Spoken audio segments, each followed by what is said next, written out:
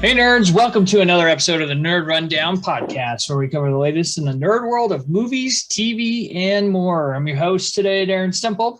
You all know my co-pilot, Eric Hare. Hello, everybody. Well, not ready for that. That's not ready. You also know our other co-hosts, Morgan Santo.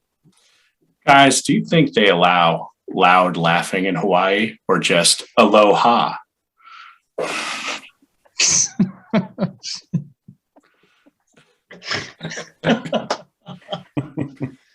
man, I love me some dad jokes. Good one. And the one, the only Meg Bradbury. Hi, I have nothing that can top either of those things. So sorry, we went pretty high. Set the bar pretty high. My goal is to just make Jared laugh. Like that's really. I've tried not to laugh at those, and I fail every time. You guys do a good job. So hats off to you. I salute you. Per the usual, you can find us on our social media like Twitter, TikTok, Instagram, and YouTube at the Nerd Rundown. Thank you, Morgan Santo, for running our social media.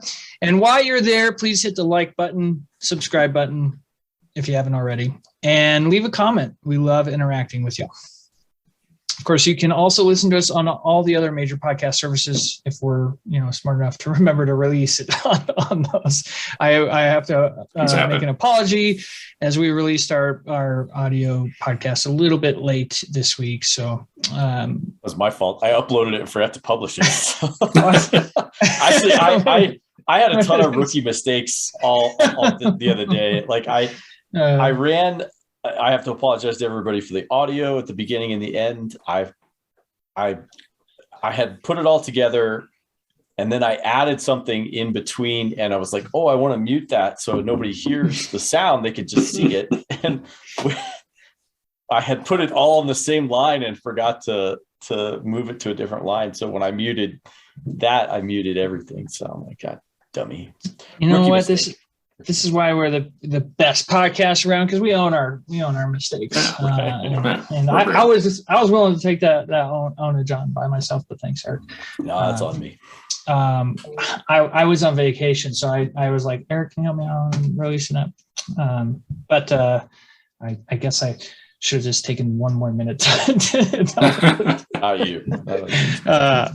Well, we have a fantastic show for you all today. We'll cover some of the biggest news items from the past week on the rundown, and then we'll cap off the show with the NRDbox. But before we get to the rundown, we have some fantastic I just read the wrong line. Yeah, well, it's still fantastic, I guess. But before we get to the rundown, let me restart this. Before we get to the rundown, though, we have some exciting news. We have a merch partner now here at the Nerd Rundown. So soon enough, you'll be able to sport your favorite, the Nerd Rundown merch out there in the real world and show off what kind of nerd you are out in public, or show off the Nerd Rundown logo, whatever kind of merch we get out there. It will be a couple weeks before that is live. Hopefully you get to see our first shirt on the show next week if we don't have some kind of supply chain crisis going on. But soon enough, merch is coming. So very, very excited for that. Yes. And looking forward to seeing some Nerd Rundown gear out there in real world. Real world. Other than Eric and I's nerd hats. First on the rundown, I feel like I've been waiting for this trailer forever. I feel like I had an idea about doing an upside down show, like basically about this time last year. That's how long I've been waiting for the official Stranger Things 4 trailer was released this week, and my God, was it a banger of a trailer. Music, imagery, nerdness. We love this Stranger Things stuff here on the Nerd Rundown. So I'm going to get right to my co-pilot, and I want to hear his thoughts on who he thinks that dude at the end. Who do you think that is, Eric? Well, it's some sort of D&D character. I do know that, but I don't know what it's called, but I I do know it's some sort of like big bad from the D&D world. And I just can't remember who it was. Starts with a V. Vecrin. Yeah, I don't know that, but I'm not that big of a nerd, but I do know it was a D&D, like a really awesome character from D&D. But all I could say was wow. Like I got done watching that trailer and I immediately watched it again. Like I watched it back to back because I was like, holy smokes, this is loaded. I mean, just loaded with stuff.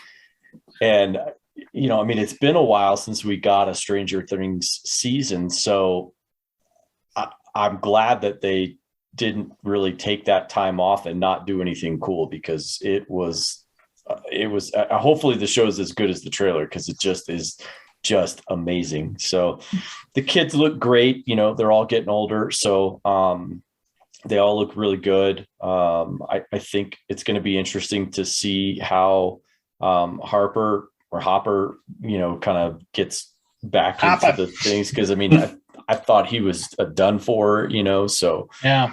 I think changing the location to California is kind of interesting. So and I wonder how much that was necessitated by California, by having to by COVID. Like I'm wondering how much of that was COVID related, because it's like, we got to shoot in California. So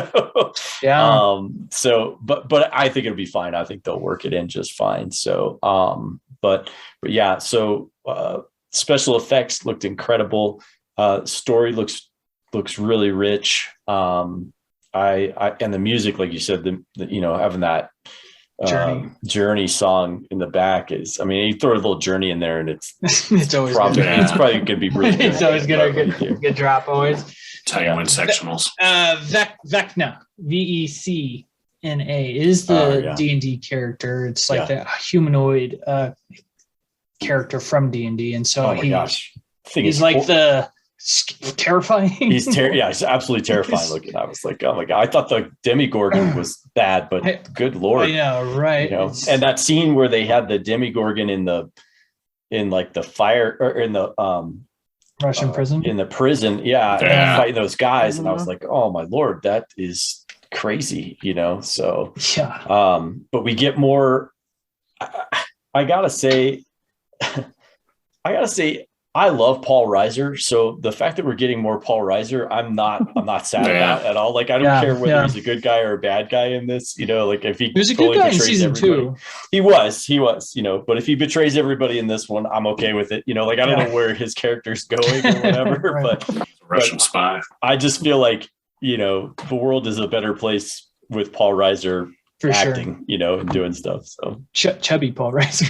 Yeah, right. Well, we all get older. It's all right. That happens. Meg, I don't know if I've talked to you a lot about Stranger Things, so I don't know where you're at on the scale of love for Stranger Things. So on a scale of 1 to 10, how hyped are you for this new season? Like a 15. So yeah. when I sent that gif of literal chill, I literally had goosebumps watching that trailer. I'm in southeastern Louisiana, so it's hot as hell down here, but I had actual goosebumps watching that trailer. I'm so excited. I have so many questions that I hope get answered. Do we know, is this like the final season, or is that one more? It hasn't been confirmed, but when it first debuted, the Duffer Brothers, who created the show and direct it and write it, came out and said, we have a 5-season arc. Now, this season is getting broken into 2.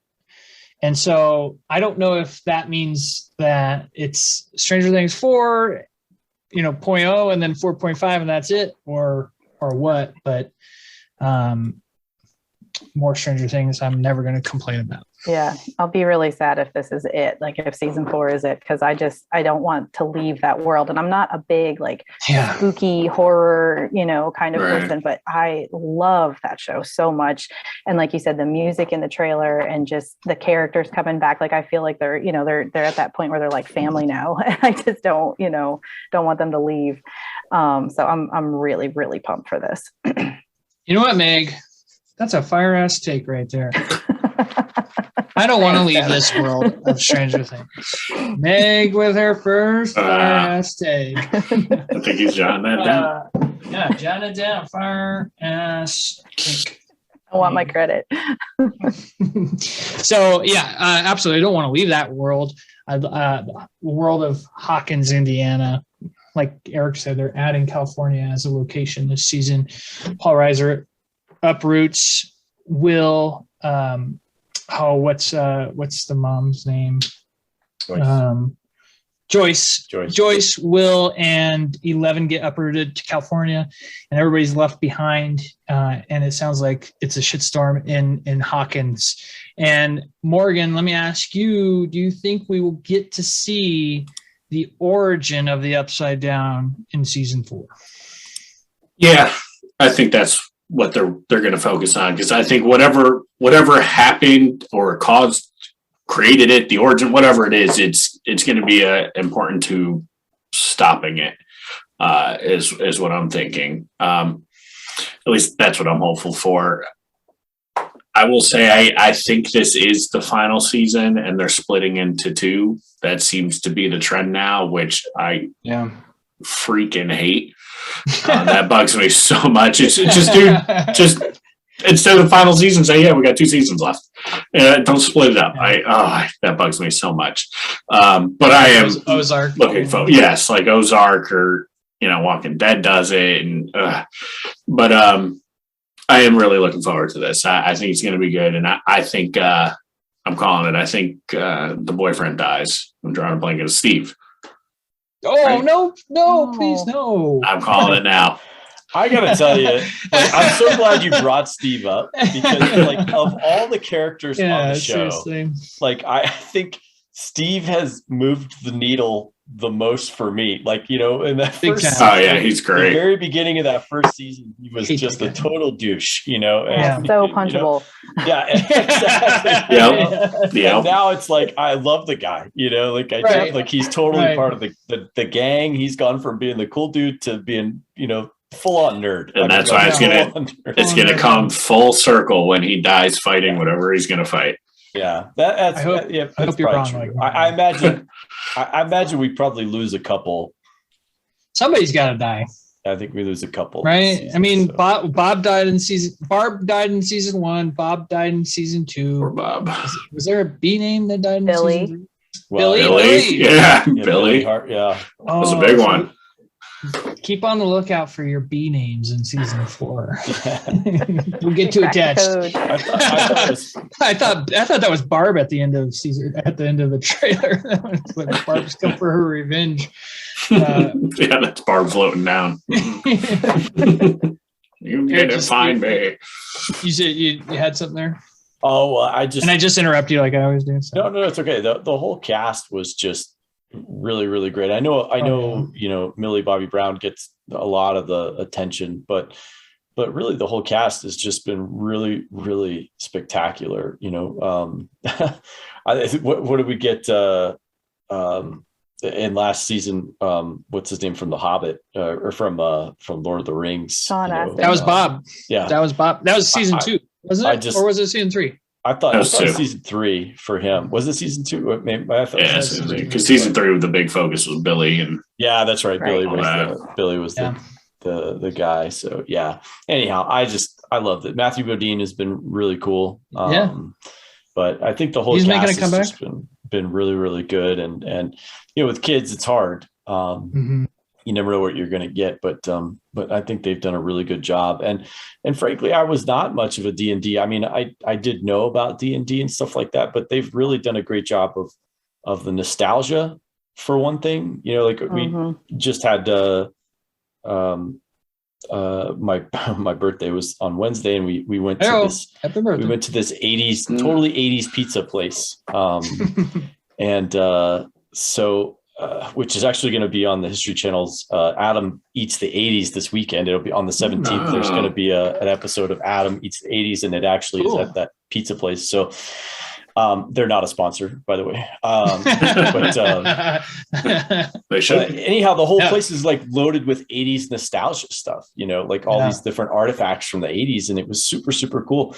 So I have really enjoyed, like, when they went to the mall, and I'm like, holy smokes, like, the B. Dalton books, and then they had like the Burger King, the Dairy Queen and stuff in there. I'm like, just like all this mall, like when we would go to the mall, that was, like KB Toys, all that stuff, was like, that was it, and right. So it's been really great to bring back memories from my childhood and stuff. So, I really feel like Stranger Things, which debuted in 2016, the first season was 2016, which feels like forever ago, but also doesn't feel like time slowed down in 2020. So that was like 4 years long. So like a time vortex in 2020. But they were kind of the first. It was kind of the first show that tapped into like this nostalgia age that we're in, and a lot of studios are following suit on tapping into the nostalgia, and might be hopefully coming to an end as hopefully we get some new content. But I think that's what's great about Stranger Things is that it's an original piece of content that can tap into the 80s without having to reboot or redo something. And I don't know, wear the Ghostbusters outfits, and that's that nostalgia, but it's not, they're doing it right. Yes. I don't know. I have a sneaky suspicion that Morgan is right when it comes to how they're going to redo all the stuff that you can't redo, which is. Oh yeah. No, I agree about making a movie. Exactly. They'll be doing a lot of nostalgia that way. So we're not redoing Top Gun. We're doing a movie about how they made Top Gun, and all that. So it's not the same thing. But again, it's totally not the same thing. If that's how they reboot Back to the Future, and we don't actually get a reboot of Back to the Future, I think I'm okay with that if it's done well. So anyway, cannot wait for this.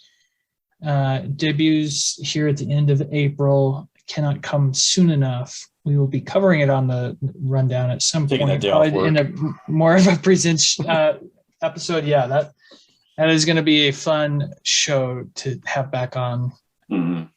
On our televisions. So thank you Duffer Brothers for giving us some amazing content.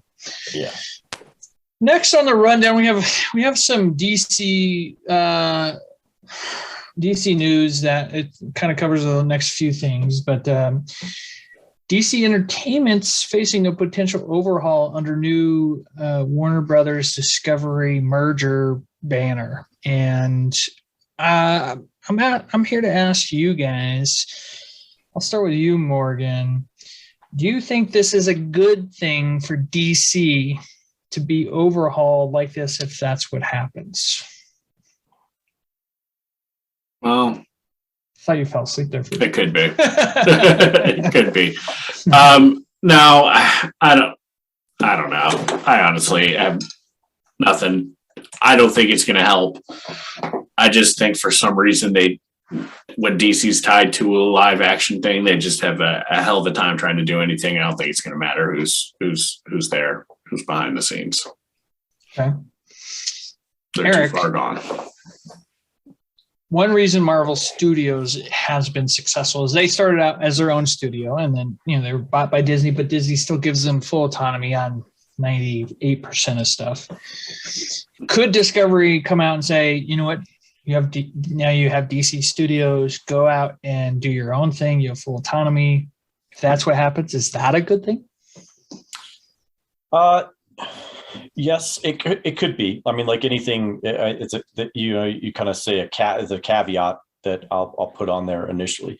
So I think the reason why things have been so successful and let's be honest with the Marvel stuff. They've hit it out of the park on a lot of stuff, but they've also swung and missed on a lot of stuff too. And we just kind of gloss over those projects because the hits have been homers. It's like, okay, well, you get two guys on base, the guy comes up and hits a homer. Well, the next two guys strike out, and so that's really been kind of the case with a lot of Marvel stuff. So I think nobody remembers the trip ups because the stuff that's really good is really good. And so I think if you bring in the right leadership, and that's really where Kevin Feige comes in, if the overall plan is really, really good and you have really good leadership, then yes, it could very well help them quite a bit. I think we're seeing Discovery is really kind of coming in, not just with Warner Brothers, but even with like CNN and some of the other stuff. That purchase has been really, really interesting to me in the media, because they are really kind of gutting a lot of stuff that, and if they're doing it with CNN, I don't think they'll have a problem doing it with Warner Brothers either. And if that comes to DC Entertainment, they're going to do the same thing. They're there to make money. That's what they want to do. And they've got some properties that are money printing machines, in Superman, in Batman, in, Green Lantern, all these different characters. Like they've got a ton of characters that they can, that can print them money if they can do the right stuff, Wonder Woman. I mean, all this different stuff that can make them money.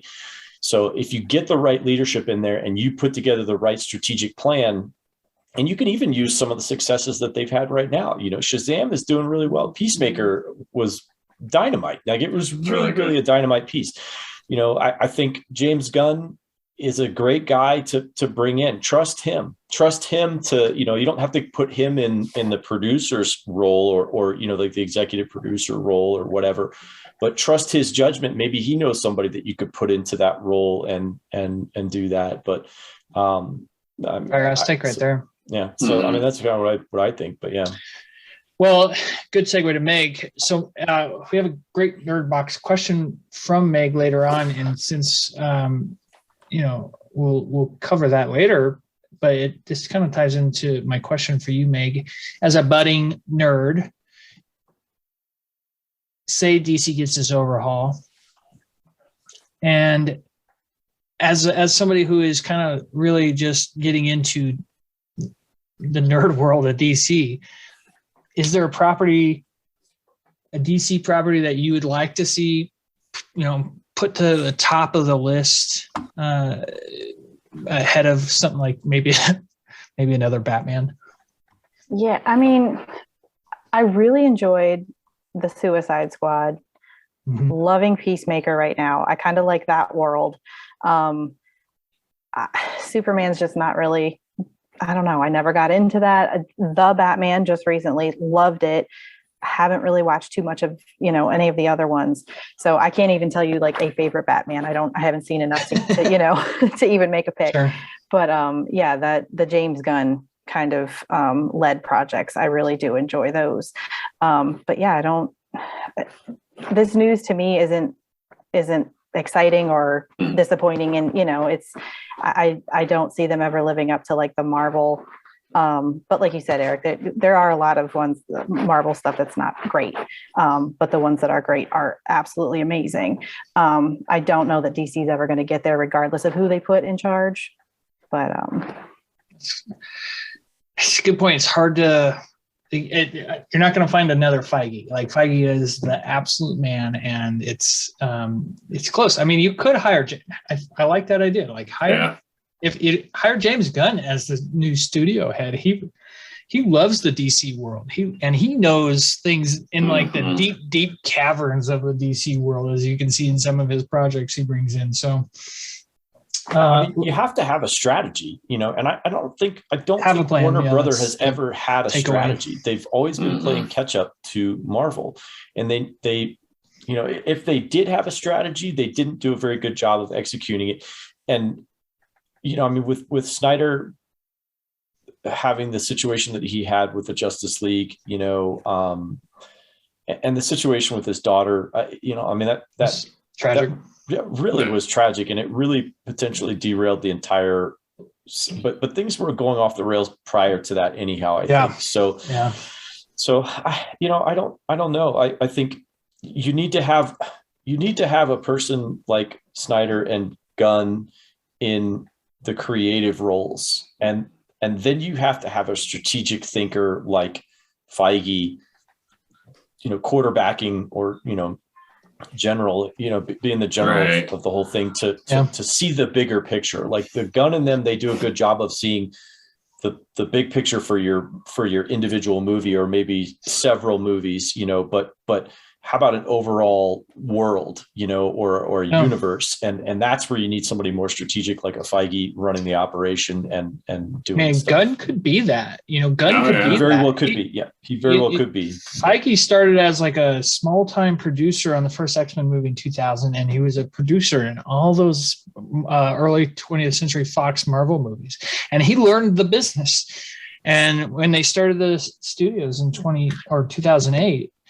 He was like, all right, I've learned how to do things the right way. And he put together his plan. So if they were like, all right, James Gunn, we want you to be the new James or Kevin Feige, come together, put together a 5-year, 10-year plan, and you'd be the new Feige. I guarantee he'd be all over that. And it'd be, you'd set DC up for success.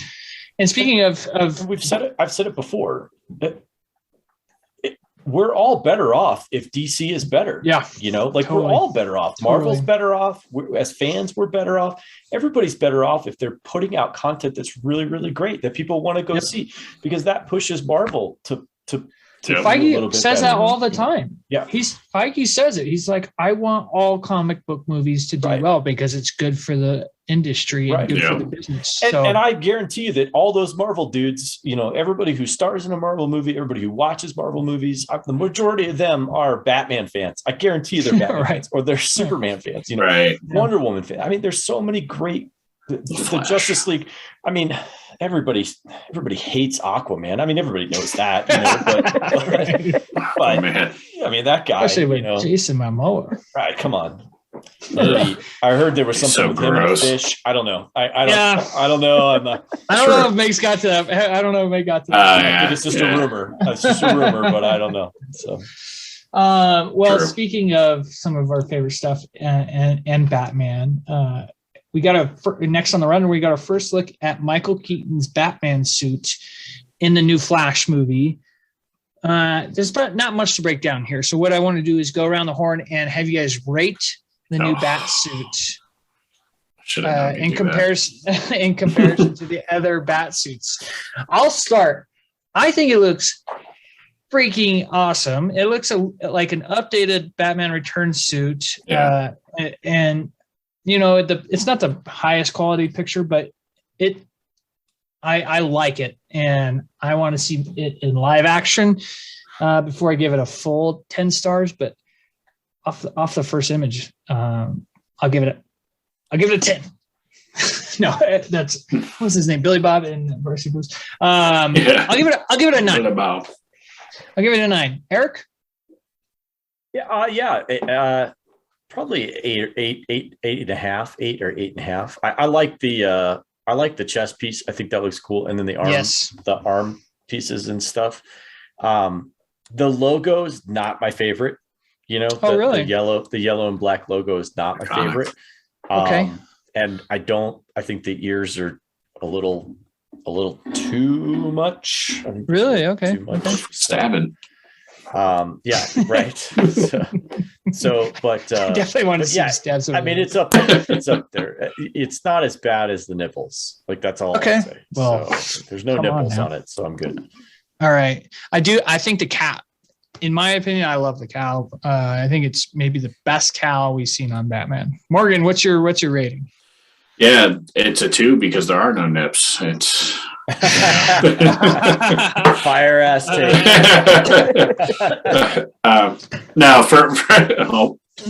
We killed him. So for me, I'm giving it a 7. Only reason being is it was too similar.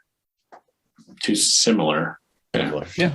to the original Michael Keaton Batman suit for me, because in my head I would picture it being I don't not drastically different, but more like you can tell like because he's supposed to be an older Batman, correct? I mean, he'd have to be unless they're trying to de-age him. But you think the suit would be more evolved, okay, different because he's now battled, however many different things. You think it would change? Okay.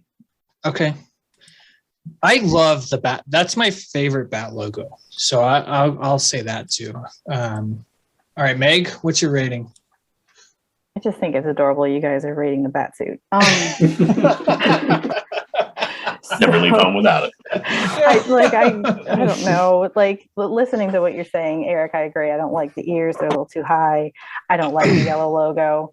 To me, it looks a little cartoonish, I guess maybe is the word. I like the Batman? darker. No way.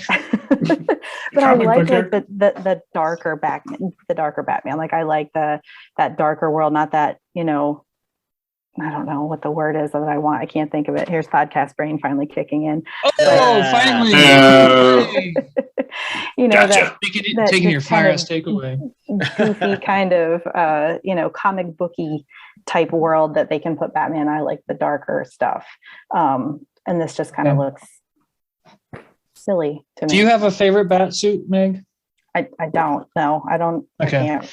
Yeah. So Eric, is the Batfleck Batman suit your favorite suit? Not at all. Okay. That's actually probably one of my least favorites of all of them. I honestly, he has smaller ears on that. Yeah. No, mine really is all the way around the Dark Knight. I think really is the best suit, and Dark Knight for Batman sure the best logo. Like for sure the best logo of all of them. Although I do Batman Begins or Dark Knight. I do love this one. Like I do love the 1960s Batman logo. Adam West. But yeah, I have to go with the Dark Knight, specifically the Dark Knight logo versus the Batman Begins. I did like the Batman Begins one, but I do like the smaller tweaks that they did to the Dark Knight over everything. So good takes. There's a BuzzFeed article that has 13 of them ranked. Oh, and, Adam West is number 9. Okay. Out of 13. All right. Well, that's just being kind to Adam. I'm gonna have to. Yeah, you have to send that to us, so I'll have to look at it later. But yeah, I'm liking it. I think I can't wait to see it in live action. He's always used the cape, it's been a thing for him. So I'm a Bat big nipples is cape number fan. 13. Just so you know. As it should. Wait. Well, which bat nipple? Because there's three. It's 4 bat nips. 4 bat nips. I feel like Batman Forever. The black one or the prototype one at the end. This is the original bat suit with nipples. And then number 11 is the Batman that's part 2. Wait, what do they have as 1? Yeah, Batman and Robin is Battinson. Number 1. Yeah, really. Yeah. See, for me, it's between him and Affleck suit. I think I really like the Batman vs Superman suit. Yeah, I hated everything about that. I didn't like the mechanized suit, but I liked the. No, I liked his suit. I liked that he had a voice changer. Yeah, I hated that part. I do like the. Just casually, I hated that. I did like and do like Pattinson's suit. I think it was really cool because it felt of all the suits, like I'm watching all the suits, you look at all of them ranked and everything, and other than the 1960s Batman suit, it felt like the most real suit, like the most practical suit that a person would actually make. The rest of them is, if you really look at them, they're costumes. You look at them and you go, that's a costume. Sure. But with the Pattinson's, I mean, he still looks like a costume a little bit, but I felt like it was like more like a year or two back. Practical. Yeah. You know, I really loved, because I know in Batman Begins, he had the batarangs that he threw, but you know, they came from his belt. Mm-hmm. Whereas I liked that the logo, and I've got it here, you know, he had that logo. That was really cool. Usable. That was usable in his chest. Cool. And I thought that was super cool. So that was a super cool addition. First time we've seen that. So, and I'll defend the Val Kilmer first Batman suit till the day I die, because it is a good looking suit. So screw you, BuzzFeed. Next on the rundown, we have some casting news, a couple movies. First one, I don't expect us to take very long, because I'm so surprised that they are moving ahead with a Blue Beetle movie. First of all, a very obscure DC character. However, he is being played by Miguel from Cobra Kai. So I get wanting weight? To. I get he's gaining weight, actually. Oh, okay. I get why you want to lock that guy in. You know, find a Hispanic character, and Blue Beetle is like the big DC Hispanic character. So there's that. And then Sharon Stone was going to be in this movie, but now she's being replaced by another MILF, Susan Sarandon. Does anybody have any insight into this movie? Oh, no interest at all. Done. Yep. Next topic. Next on the casting news, we have Fast and Furious 10 news. Just keeps coming back. Family won't die. Like herpes. And you know what? Can't get rid of it. This shit doesn't go. But it's herpes you enjoy. So Captain Marvel, Brie Larson herself, has been added to the Fast and Furious family. And it was announced by Vin Diesel himself with this. This is like the most Vin Diesel Instagram post of all time. Listen to this. He says, so he posts a picture of him and Brie, and he says, yeah. You see this angel over my shoulder cracking me up. You say to yourself, that's Captain Marvel. Clearly there is love and laughter in this image, because they're loving and laughing. What you don't see, however, is the character you will be introduced to in Fast 10. So I guess they're calling it Fast 10, maybe. You have no idea. You have no idea how timeless and amazing she will be in our mythology. Like, come on, hyperbole. Beyond her beauty, her intellect, her Oscar is this profound soul who will add something you might not have expected but yearned for. Welcome to the family, in all caps. Brie. Morgan. Listen, I'm just happy my family's growing. It's all about family. I'm bringing Coronas to the theater when I go see that one. It's all about family. I don't know. You're here, your family. Is she going to be related to Paul Walker's character? Yeah. Do you go to Olive Garden right before that, or do you go? Just curious. Depends on when you see the movie. Yeah. Do you go before, watch the movie, and then go? No, I bite breadstick, sip Corona, watch movie. That's how you. That's what you do there. Sure. Those breadsticks are endless when you're family. Yeah. When you're family. When you're family. Not a sponsor. No, neither. Yeah, I mean, with that kind of Instagram post, how do you talk? I mean, now the hype for the movie is just it's beyond belief. Brie Larson's post says, "Excited doesn't even begin to explain how I feel about joining the Fast family. Thank you for welcoming me in with so much kindness and excitement." At Vin Diesel, can't wait to share more when I can. Wink, wink. Can't wait to see what Scorsese says. I mean, so that brings me to the next piece. Yeah, and it's not next on the run. It's tied into this, because this is just how much of a joke this shit's gotten to be. So Tyrese Gibson has become a joke himself. I mean, this guy is, first of all, on April Fool's, he gets fooled by an Instagram post where he thinks it's Martin Scorsese praising Morbius as the height of cinema. Like that's who Tyrese is he on April Fool's sees a Martin Scorsese fake Instagram post saying that Morbius is the height of cinema. And then he found out he got fooled there and he deleted his post like it never happened. And then he's now campaigning to be the new Blade in the Marvel Studios universe, or the Marvel. Mahershala Ali was supposed to. So he wants him to fire him. Exactly. So Mahershala Ali, he was announced as the new Blade a couple of years ago at one of those big things that Marvel does, and it was just recently in the teaser or the end credits teaser for Eternals with Jon Snow himself.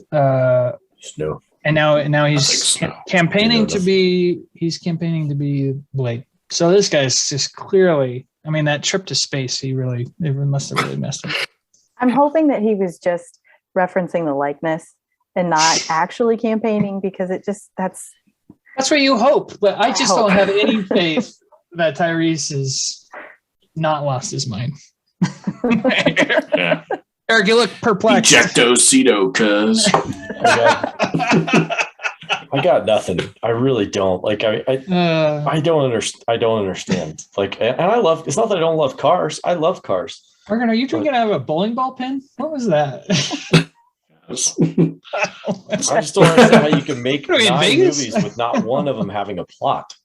Like I don't. Oh, about protecting are you family. Saying Too Fast, Too Furious doesn't have a plot? It's got Rip in it. The one in Miami. The one without Vin Diesel. Was that Too Fast, Too Furious? Anyway, we're spending. No Diesel in Too Fast, Too Furious, but it's got Rip. I'm good. Let's move on. Man, next on the rundown, Disney is expected to announce a new series at Star Wars Celebration called Tales of the Jedi. And this is very exciting for lots of reasons. More Jedi stories. But I want to ask Eric, there's a rumor that it could be Cal Kestis, and I'll get to you on that, Morgan. But if it's not Cal Kestis, Eric, who do you think could be the central figure of Tales of the Jedi? Well, I mean, we really don't know much about it at all, right? So what if it's not just one?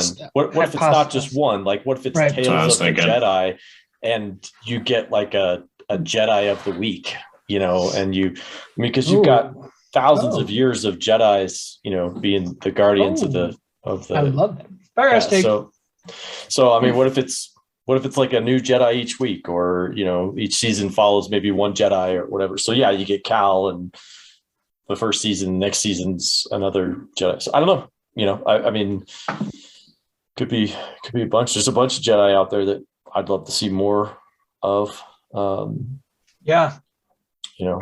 I like that. I like Jedi of the Week, kind of like Monster of the Week. Yeah. So Morgan, if it is Cal Kestis, what do you think? I'd be on cloud 9. I want him on TV, big screen, whatever it is, and he needs to be played by Ian. There's only Cameron. Yeah, his real name is has to be played by him, because I mean they modeled the character off him. He's a good actor. I liked him I enjoyed him in Gotham. I enjoyed him in Shameless, and he does a good job, and he could easily play him live action, I think. But I do think they're probably going to go kind of what Eric was saying. I think it's going to be a bunch of different stories. Okay, I like that. I really Jedi. Just like deer. It's not deers. You don't say Jedis. You say, look at all those Jedi. Irregular plural. All right. I'll give you one. Yes. I'll take that. That was a good one. You and your dad jokes tonight. Meg, any thoughts on Tales of the Jedi? I just hope it's not animated. I want live action. I just can't. I want more Star Wars world. Agreed. I just cannot get into animated stuff. I don't know. Agreed. Yep. Just feels like kid stuff. Yep. I agree. I like it. All right. 2-2-1. In our new segment called Skarsgard, not Saarsgard, we have a final intense trailer for the new movie called The Northman coming out in not this weekend, but next weekend, starring Alexander Skarsgard, not Saarsgard. They're hailing this as like the new Braveheart or Gladiator, and could be an early favorite for Best Picture, which I don't know how it's going to beat Unbearable Weight of Massive Talent, but the Northman trailer. I'll start with you, Meg. What do you think about the new trailer for The Northman? So it's interesting that you said that about Braveheart, because I was thinking, like, I just jotted down, it felt like Braveheart plus King Arthur, Legend of the Sword, plus I don't know what else. Like, it just all of that on meth or something. Like, it was a very intense trailer. That's a movie. On meth. Now I'm even more excited. That should just be the tagline. Braveheart on meth. Braveheart on meth. Yeah. It's all about family. It's all about family. But yeah, I mean, it looked really good. It's pretty intense. I don't know that it's something I want to run right out and see. I think it's probably a theater worthy babysitter. I don't know if it's babysitter worthy, but it's theater worthy for those people that are able to do that. Sure. But yeah, I mean, it looks really good, but just like I said, just intense and kind of dark. And that's not, I don't know, a lot of violence in that. Robert Eggers directed it. He's come out with some bangers lately. I haven't seen any of them, but I've heard they're bangers. The Lighthouse with Willem Dafoe and Robert Pattinson. And The Witch, which was apparently like a super scary ass movie. So there's going to be a little bit of horror in this, Morgan. Is this something I'll ask everybody the make question. Babysitter movie, family movie, since you like to take your kids to family movies. Or Saturday Night Family movie. Listen, it's time to bump Carson up. He is becoming a man. Time to take him to go see this and say, this is what a real man is. No, I think I want to say it's babysitter worthy, but I'm going to go probably with the guys because Deanna wouldn't care to see it. Okay. So that's what I think. I want to see it. She doesn't want to see those abs. No. And I don't want to remind her of what else is in the world. No, she knows. I will say that Robert Eggers what you need does to look tell like her Casey. is that there's ice underneath the snow when she looks at you. That's right. Just tell her. That's right. There's ice underneath It's there. the snow. It's there. Like a glacier. Yeah. Skarsgard. I'd like to see it. Skarsgard, not Saarsgard, Eric. Alexander Skarsgard looks Not Saarsgard. gigantic. I I mean, he looks absolutely jacked. I watched him in The Stand, and he was pretty scrawny in that. Like, he wasn't very big, and then he was also in the King Kong Godzilla vs. Kong movie, and he didn't come across as being buff or whatever, but holy smokes, he looks like he's done his homework and eaten his Wheaties and all that good stuff, because he looks jacked for this. Yeah, this feels very 13th Warrior-ish to me. That's a good is kind of how I saw this, is like kind of, if I'm going to do like something similar, very Norse, Norse, deep Norse mythology Antonio type thing. Banderas. Yeah. So we'll see. I think I'd like to say I'd like to say this is a babysitter movie, but in all honesty, I won't, I won't see this one till it comes out on video or whatever, but it's not because it's not like it doesn't look good or whatever. It just is not something that I would go see in the movie theater. Like I'd have to see that. But I think if somebody were to ask me like, hey, what do you think of that movie? I'd be like, yeah, you should go see it. You know, like I personally won't go see it until it comes to like video or whatever, but yeah. But I think I could probably easily recommend that movie off that trailer. Kick ass in your movie theater for sure. Mm-hmm. Yeah. Next on the rundown, quick video game news. I'm not even sure, Morgan, you've played Grand Theft Auto, the most recent one at least. But Grand Theft Auto 6 is rumored to take place in multiple cities. So Grand Theft Auto, if you know, it's very well known to be a very really big open world game where you can, you know, the last one it takes place in San Andreas, and it's basically Los Angeles, and how detailed the world gets. It's one of my all-time favorite games playing it. And I can go back to that game just about any time, just because it's so much fun to just drive around, cause chaos in that game. So to know, or in it once. Yeah.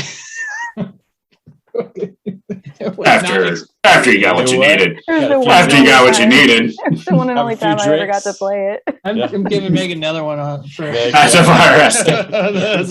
That's not even a fire stick. That's just I'm very surprised it came out of Meg's mouth. No point in wasting the money. Get it back. Never thought I'd hear Meg's I killed a prostitute, but here we are on the Nerd Rundown. So anyway, to know that you might be able to travel through different cities and have that kind of detail. Morgan, have you played Grand Theft Auto 5? I have. I did get it. My problem with the Grand Theft Auto, which I have this problem with any big game like that, is I just get so distracted with doing stuff. Like I said, with Red Dead Redemption 2, I fished for like 3 hours, and then I realized, like, what the hell am I doing? Why am I fishing for 3 hours to try and get a special golden fish? Like, I was like, I need to go rob trains. But Grand Theft Auto, 6 will be huge if they do multiple cities. That'll probably be the biggest game to date as far as an open world map. I can picture that. Grand Theft Auto 5 came out in 2013, and it is still played by millions to this day. Yeah. Because of the online aspect of it. Right. So they can go big. They can go big, and it almost is like detrimental to a new game because they just keep adding to the online aspect of it, and it just is like, stop making that game. Right. So I'll give them credit. Get your money's worth if you bought it in 2013. Seriously. Yeah, totally. Is this something that interests either of you two? Okay. Last thing on the rundown is the trailer. We don't have much of a trailer train. We have the trailer caboose with a crazy, crazy trailer.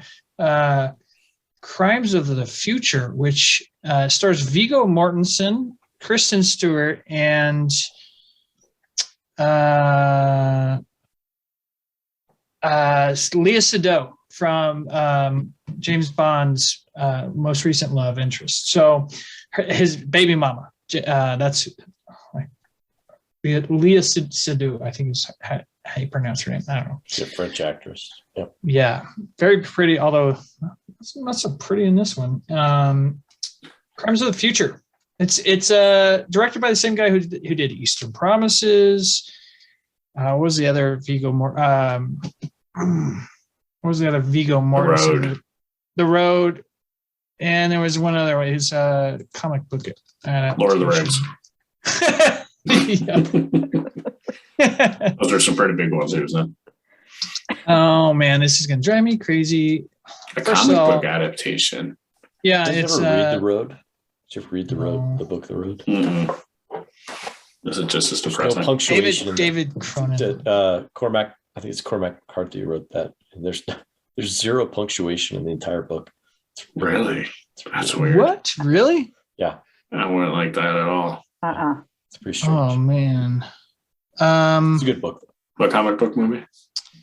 I'm trying to find it. It's with Viggo Mortensen. I'm just gonna go ahead and skip to the Nope. Yeah, no. Yeah. I mean, I'm not watching this movie. I like. There's a couple scenes in that trailer where I'm like, nope. I love me some Viggo Mortenstein. I was out with the sewing of the lips, and I was out at that point. Yep. And I don't know what he's sitting on, but I was like, dude, history violence. That's what that is. Yeah, it is. I would like to know what kind of person wants to see this movie. Like, what is this? Like, why is this? This is like 8mm, you know, type shit where it's like, you know, like okay, how is this entertaining? So it's it a was weird thing to end the rundown with. Very weird. I was a little concerned somebody slipped a little LSD in my bowling pin here when I watched that. Like I was just on a bad trip. I watched stuff like that, and I'm like, that's just nihilism. Like, it's just nihilism taken to the very like. It's like 8mm. You know, like what is this? And I know that there's people out there that are like huge fans of that stuff, and I'm like. Having some lightsaber action on their own. I wouldn't trust you to take my trash out. Like, I just like if you're into that stuff, it's just creepy. Yeah. Listen, we got some birthdays to talk about real quick. Mm-hmm. So big ones. Number 1, Emma Watson. Hold up your Harry Potter mug there, Meg. I make my move. 4 9 3/4. Hermione. Free to check the king. I can never say her name. Hermione. I can never remember that. That's Hermione. You could just call her Miss Granger if you want. Okay, Miss Granger. All right. We have Maisie Williams, better known as Arya Stark in Game of Thrones. Luke Evans, he's one of those guys who are like, oh yeah, I know that face. He looks like he looks like the guy from he looks like the guy from The Wire. I always get those two guys confused. Emma Thompson, one of a big time British actress. Oh, is she in Harry Potter? She plays Professor Trelawney. Arian Moayed, who's on Succession. He also was just in Spider-Man: No Way Home as the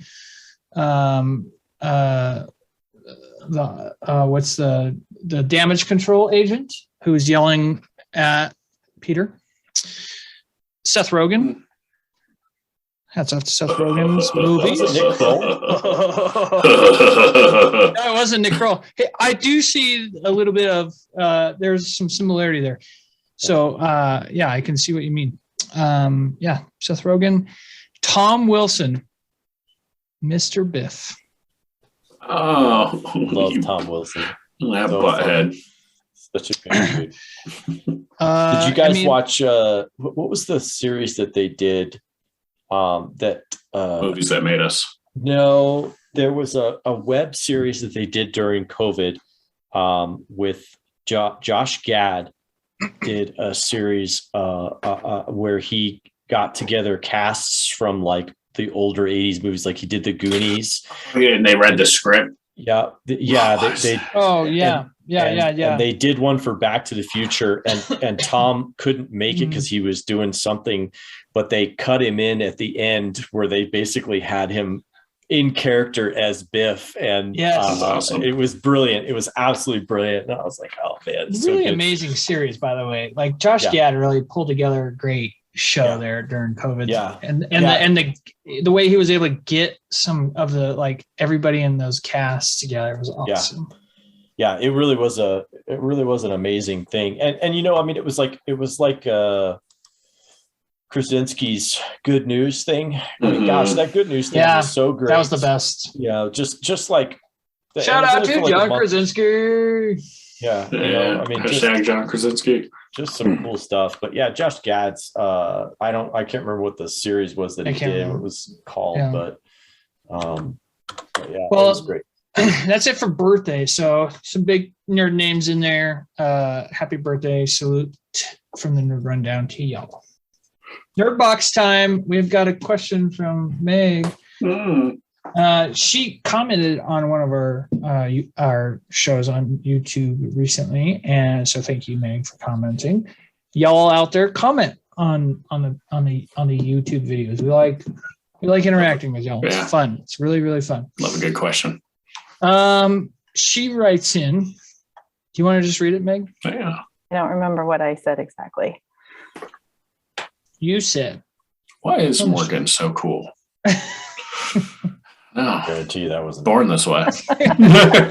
Deleted. Dang it. Off the show. Meg's question says, which Marvel or DC villain's origin story would you most like to see in either a movie or TV show? So this is a good question. Does anybody have an answer right off the bat? If not, I'll go first. I'm ready. Go ahead, Mark. Galactus.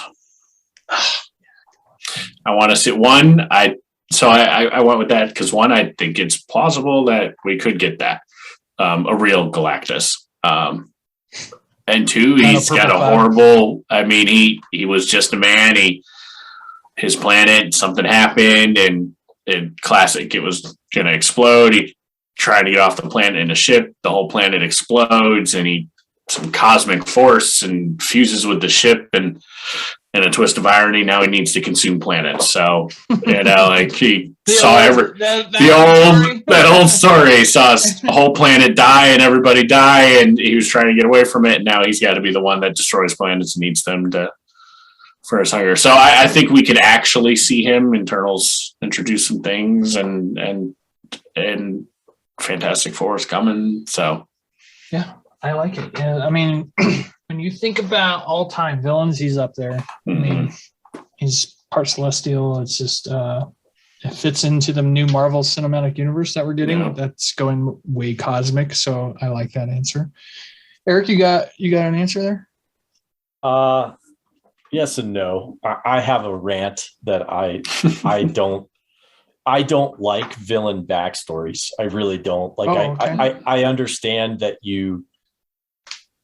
So like the Joker movie, I never even watched the Joker movie because I don't want to understand the Joker. Like I don't want to feel sympathy for him, or really any of the villains themselves, because, they're bad guys that do bad stuff. And so you either, if you want to try and rationalize like, oh, well, he was hurt as a child, it's like, hey man, we're all hurt as a child, like crap happens to everybody. So, sorry that your dad put cigarettes out on your arm. I get that, but like my parents didn't buy me a Mustang when I was 16. So we've all got problems. All right. Right. Like we've all endured. They're totally the same thing. So, like I know lots of kids that didn't get a pony. They were supposed to get ponies and they didn't get the pony, and now they're a douchebag.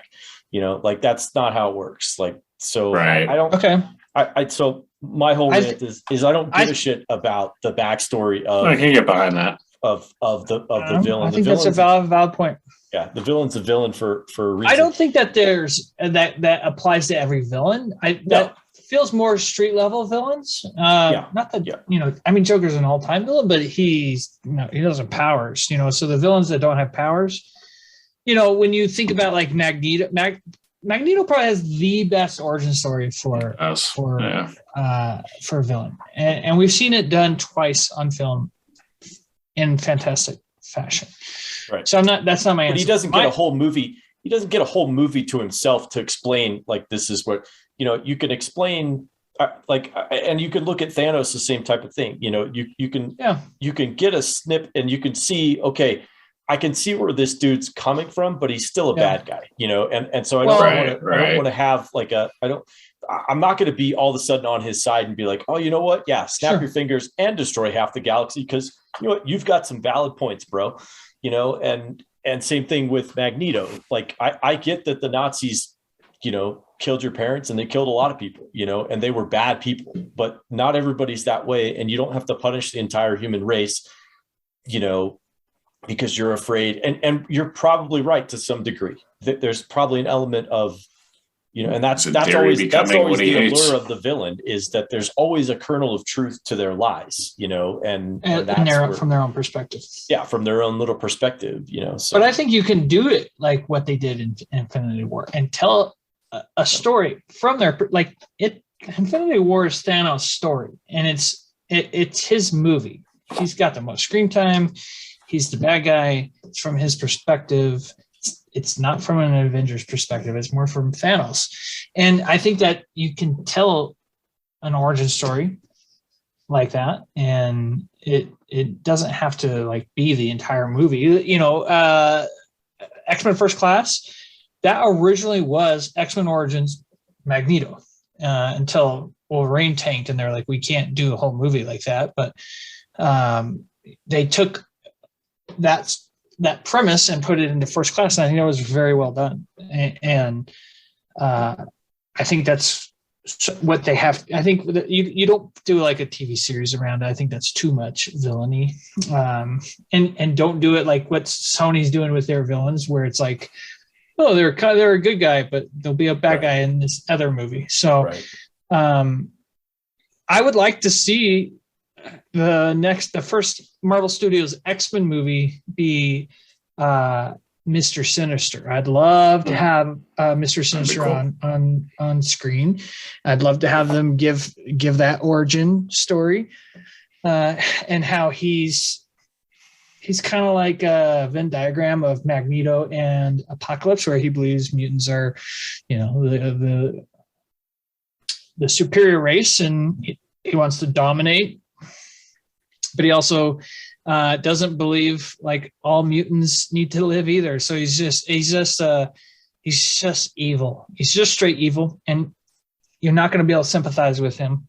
And I'd love to see that story put on screen. And he's a top, if he's not top 3 X-Men villain, he's a top 5.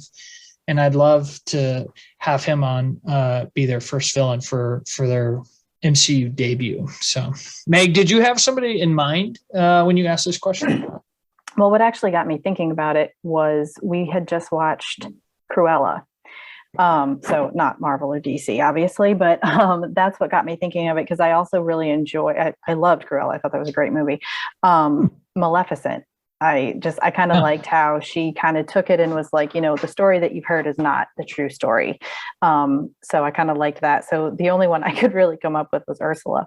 Oh yeah, that'd be cool. I don't know. I just kind of like that flip the script kind of thing. Look at the other side of the story. Yeah. Sorry for my negative. Sorry. Nancy over here. I was just gonna say, Eric, you're not wrong in what you're saying. Like, we don't need a whole movie around a villain origin story.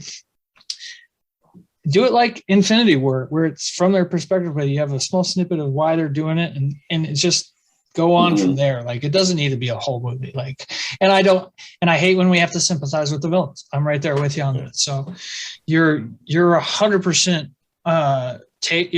it's a fire stick for me. So it's, I do enjoy the kids are watching the Descendants movie, they're fun. Stuff like that. And they're fun to watch. And Maleficent was good and all that. Sked.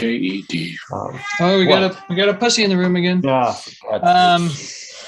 Doesn't pay me any mind. That's a great question. If y'all out there listening have a villain origin story you'd like to see or hear, he's finally goes and shut up about it. If you have a villain origin story you'd like to hear, send it in. Comment on YouTube. Find us at the Nerd Rundown on any of our social media. Subscribe, and great show, guys. Good stuff. Can't wait for Stranger Things. We're gonna go hop on the presents. Meg has created another game for us. Guess that 90s movie from so we're gonna go to town on some nerding out. We'll see you on the presents. Thank you all for your fire ass takes. I'll give a tie to Meg and Eric. Maybe we can get some fire ass takes on the next. You look like a Bond villain right now, Eric. Mr. Bigglesworth. With that being said, see y'all next week on the Nerd Rundown. Deuces. Bye.